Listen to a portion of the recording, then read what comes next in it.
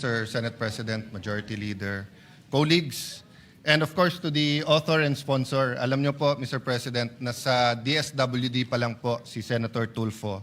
Nagkakwentuhan na po kami at nabanggit na niya doon na priority niya kung paano maging madali, kung paano maging non-partisan or non-political ang paghatag or pagbigay ng ayuda, at isa din yung intensyon paano gamitin ang technology. So I congratulate him for that. Having said that, I just like to articulate something that I think we're all thinking. Short term, medium term, long term. Short term, pagka kailangan mo talaga ng tulong, di ba? Nandiyan na, pasukan na, kailangan ng pangbili ng gamit o kailangan ng panggastos, kailangan mo pera na kagad. Nasa ospital na, kailangan ng pambili ng antibiotic or kailangan ng pan-down or whatever, kailangan or kaya hindi ooperahan pagka walang PhilHealth o kaya walang guarantee leader, kailangan mo na. So there's no question that when we talk about possible dole-outs, there are many situations where you need it urgently and you need it now. So this Senate bill makes it easier for them to get it right away, na walang padrino, walang politika. No?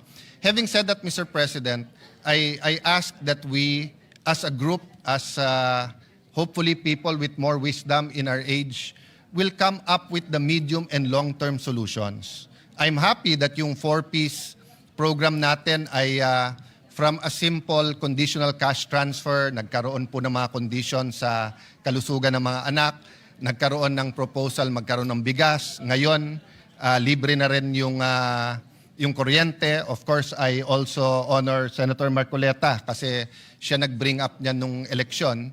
Kaya binitbit na rin nung administrasyon yung panukala. But my point is, Mr. President, if you look at Singapore, Korea, Thailand, Malaysia, all these countries have programs for micro and small entrepreneurs.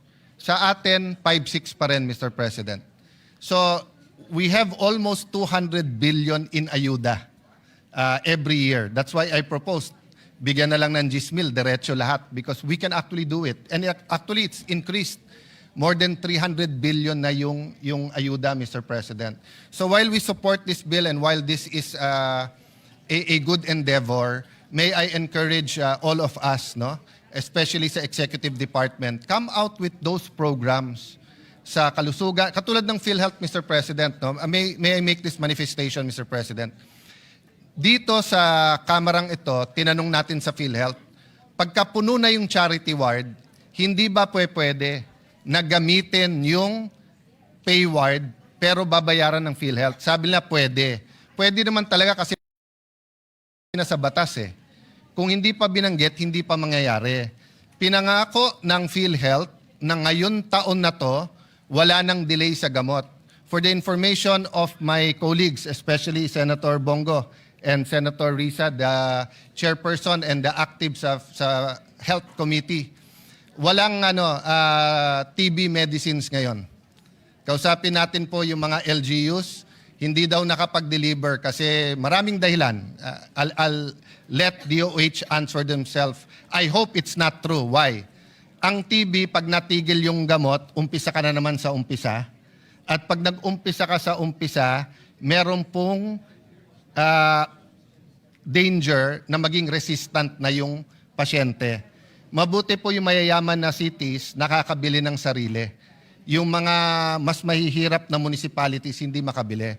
So my point, Mr. President, is that programs that push for independence, creativity, for small businesses, for people to take care of themselves, will eventually shove out yung mga dole-outs natin, Mr. President. So it's in my hope na kung gaano kabilis natin napasa ang Senate Bill 155, yung mga programa para sa entrepreneurship, puhunan, kapital, pera, mga pondo para sa edukasyon at kalusugan, maipasa natin kagad.